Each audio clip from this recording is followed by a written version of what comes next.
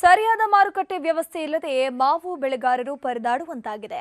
KGF ತಾಲೂಕಿನಲ್ಲಿ APMC ಮಾರುಕಟ್ಟೆ ಇಲ್ಲದ ಕಾರಣ ಮಾವು ಬೆಳೆದಿರೋ ರೈತರು ಆಂಧ್ರಕ್ಕೆ ರವಾನೆ ಮಾಡುತ್ತಿದ್ದು ಪರ್ಯಾಯ ವ್ಯವಸ್ಥೆಗೆ ಒತ್ತಾಯಿಸಿದ್ದಾರೆ.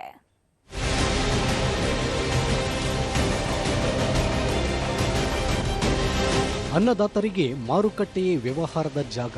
ಎಲ್ಲಿಂದಲೋ ಬಂದವರು ಇಲ್ಲೇ ತಮ್ಮ ಬೆಳೆಗಳನ್ನು ಕೊಟ್ಟು ತೆಗೆದುಕೊಳ್ಳೋ ವ್ಯವಹಾರ ಮಾಡ್ತಾರೆ. ಹೀಗಾಗಿನೇ ಪ್ರತಿಯೊಂದು ಜಿಲ್ಲೆಯಲ್ಲೂ ಎಪಿಎಂಸಿ ಮಾರುಕಟ್ಟೆ ಇದೆ. ಆದರೆ ಮಾರುಕಟ್ಟೆ ಇದ್ರೆ ಸಾಲದು, ಸುಸಜ್ಜಿತ ಸೌಕರ್ಯವೂ ಇರಬೇಕು. ಆದರೆ ಕೋಲಾರದ ಕೆಜಿಎಫ್ ತಾಲೂಕಿನಲ್ಲಿ ಎಪಿಎಂಸಿ ಮಾರುಕಟ್ಟೆ ಇಲ್ಲದೆ ಮಾವು ಬೆಳೆಗಾರರು ಪರದಾಡುವಂತಾಗಿದೆ. ಎಪಿಎಂಸಿ ಮಾರುಕಟ್ಟೆ ಇಲ್ಲ, ಆಂಧ್ರಕ್ಕೆ ಮಾವು ರವಾನೆ. ಪರ್ಯಾಯ ಮಾರುಕಟ್ಟೆ ವ್ಯವಸ್ಥೆಗೆ ರೈತರ ಒತ್ತಾಯ. ಕೋಲಾರ ಜಿಲ್ಲೆ ರಾಜ್ಯದಲ್ಲಿ ಅತಿ ಹೆಚ್ಚು ಮಾವು ಬೆಳೆಯುವ ಜಿಲ್ಲೆಯನ್ನು ಹೆಗ್ಗಳಿಕೆಗೆ ಪಾತ್ರವಾಗಿದೆ. ಅಲ್ಲಿಂದಲೇ ಬೇರೆ ಬೇರೆ ಕಡೆ ಮಾವು ರಫ್ತಾಗುತ್ತೆ. ಆದರೆ ಅಲ್ಲಿ ಮಾರುಕಟ್ಟೆಯೇ ಇಲ್ಲದೆ ಇರೋದು ದೊಡ್ಡ ಸಮಸ್ಯೆಯಾಗಿದೆ. ಕೆಜಿಎಫ್ ತಾಲೂಕು ರಚನೆಯಾಗಿ ಹಲವಾರು ವರ್ಷಗಳೇ ಕಳೆದಿವೆ. ಕಳೆದ 4 ವರ್ಷದ ಹಿಂದಷ್ಟೇ ನೂತನ ತಾಲೂಕು ಕಚೇರಿ ಹಾಗೂ ತಾಲೂಕು ಪಂಚಾಯಿತಿ ಕಚೇರಿ ಸೇರಿ ವಿವಿಧ ತಾಲೂಕು ಮಟ್ಟದ ಕಚೇರಿಗಳನ್ನು ಆರಂಭಿಸಲಾಗಿದೆ.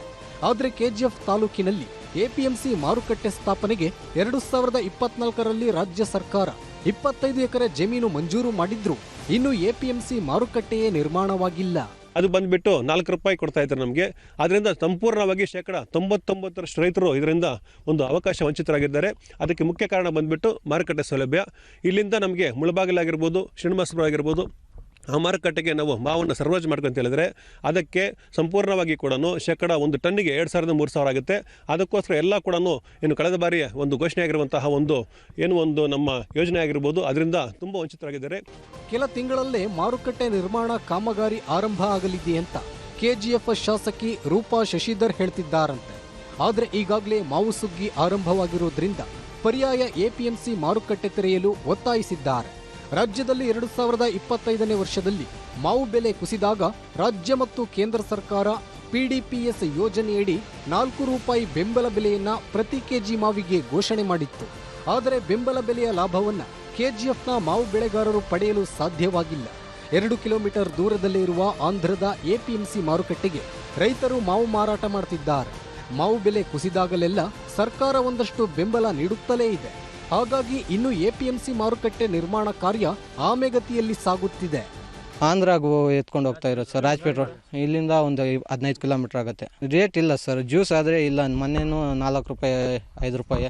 ಟೇಬಲ್ ವೆರೈಟಿನೂ ಚೆನ್ನಾಗಿಲ್ಲ ಸರ್. ಇವಾಗ ಈ ಕಡೆ ಒಂದು 10 ಕಿಲೋಮೀಟರ್ ಒಳಗಡೆ ಇದ್ರೆ ನಮಗೆ ಚೆನ್ನಾಗಿರುತ್ತೆ. ಒಟ್ನಲ್ಲಿ ವರ್ಷದಿಂದ ವರ್ಷಕ್ಕೆ ಮಾವಿಗೆ ಬೇಡಿಕೆ ಕುಸಿಯುತ್ತಿದ್ದರು. ಧೃತಿಗೆಡದ ಬೆಳೆಗಾರರು ವಾರ್ಷಿಕವಾಗಿ ಮಾವು ಆರೈಕೆ ಮಾಡ್ತಿದ್ರು. ಅಧಿಕಾರಿಗಳು ಆದಷ್ಟು ಬೇಗ ಪರ್ಯಾಯ ಮಾರುಕಟ್ಟೆಯ ವ್ಯವಸ್ಥೆ ಮಾಡಬೇಕಿದೆ. ರಘುರಾಜ್, ನ್ಯೂಸ್ 18 ಕೋಲಾರ.